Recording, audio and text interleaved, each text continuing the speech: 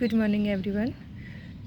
Starting से ही बता देती हूँ क्योंकि आप एंड तक वीडियो देखेंगे नहीं, पर कुछ चीज़ें ऐसी हैं जिनको अगर आप एंड तक वीडियोस देखते हैं तो मुझे लगता है आपकी कोई भी क्वेरी नहीं रहेगी गार्डनिंग रिलेटेड, क्योंकि मैं जो एक्सपीरियंस कर रही हूँ वही आप लोगों के साथ शेयरिंग कर रही हूँ।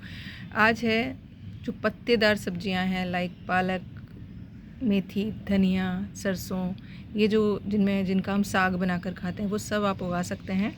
तो मैं आज मेथी और धनिया लगा रही हूँ।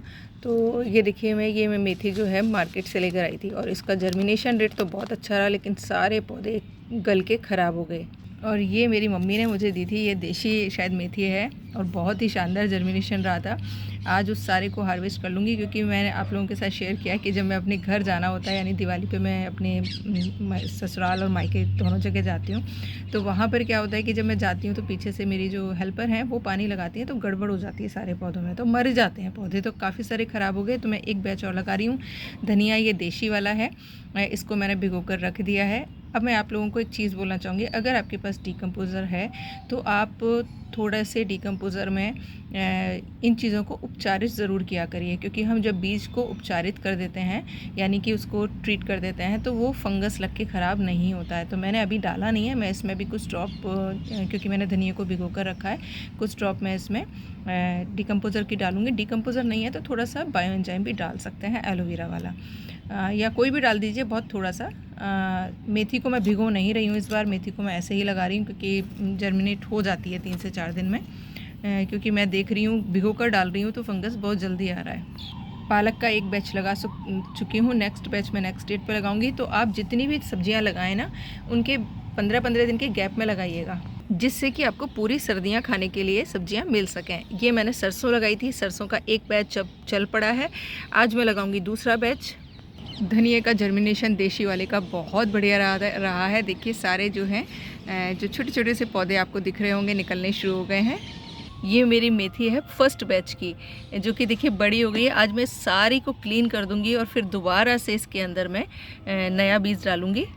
तो देखिए मैंने सारे को क्लीन कर लिया है, थोड़ी बहुत ही मेथी मिली है मुझे साबुत, वो मैंने हटा लिया है इसमें से। और जो कुछ बीज आपको नज़र आ रहे हैं ये मैंने पालक के बीज डाले थे लास्ट डेट पे, तो वो जर्मिनेट हो गए हैं सारे, तो इनको रहने दूंगी।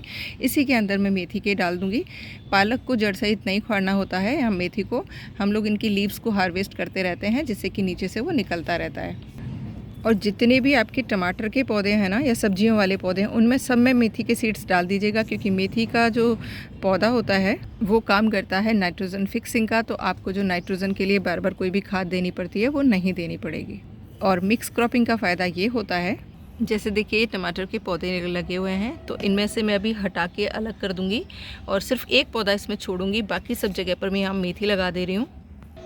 इससे क्या होगा, मुझे इधर से देखिए मेथी खाने के लिए मिलती रहेगी, टमाटर का पौधा ऊपर जाएगा और मेथी नीचे होती है। तो जब हम इसको पिंच करके उखाड़ते रहते हैं ना, तो प्रॉपर एयरेशन भी होती रहती है और नाइट्रोजन की भी पूर्ति फ्री में होती रहती है पौधे को।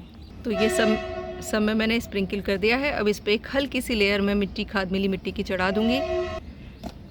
और आप लोगों से एक रिक्वेस्ट है, आप है ना वीडियो पूरा देखा करिए आप लोग, क्योंकि मेरे एक ही वीडियो में काफ़ी सारे आपके जो क्वेश्चंस होते हैं उनके आंसर्स होते हैं, और 5-7 मिनट निकालना मेरे हिसाब से तो कोई बहुत ज़्यादा बड़ा टास्क नहीं होता है।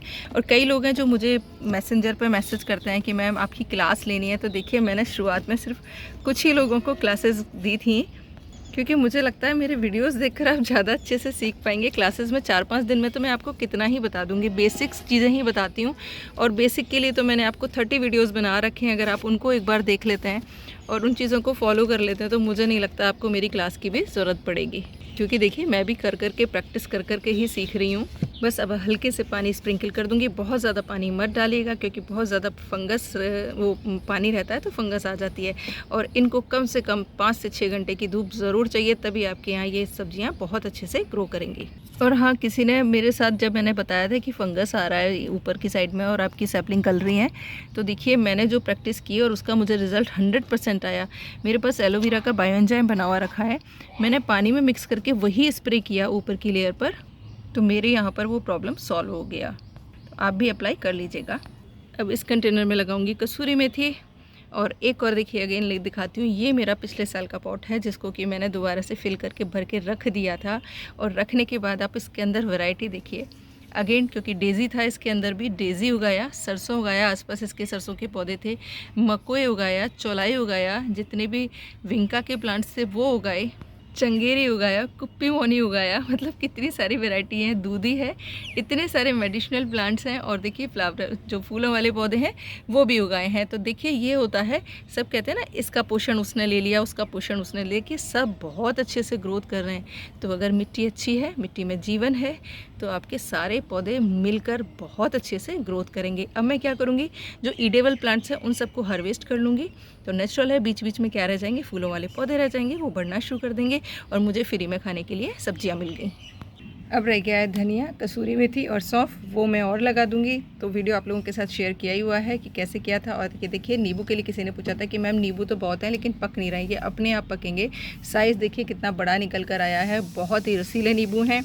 कुछ नहीं किया था भाई, एक बार रूट फिलिंग करके खाद डाल दिया था, उसके बाद रेगुलर हर 15 दिन में लिक्विड फर्टिलाइज़र डालती रही थी, बायोएंजाइम स्प्रे करती रही थी। और ये देखिए ये साइज़ निकल के आया है नींबुओं का, और ये अपने आप ही पेड़ से पककर गिर गए हैं।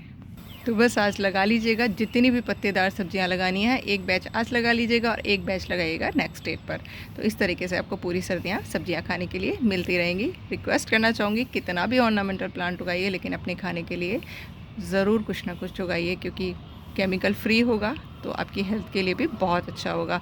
Once again thank you for watching, channel पर बने रहिएगा। अगर वीडियोस पसंद आते हैं और प्लीज़ शेयरिंग ज़रूर करा करिए। Once again thank you. और नेक्स्ट वीडियो में शेयर करने वाली हूँ गुलाब की कलम कैसे लगानी है, क्योंकि आज मैंने प्रूनिंग की है, उन सबको मैं लगा रही हूँ, शेयर करती हूँ, बने रहिएगा।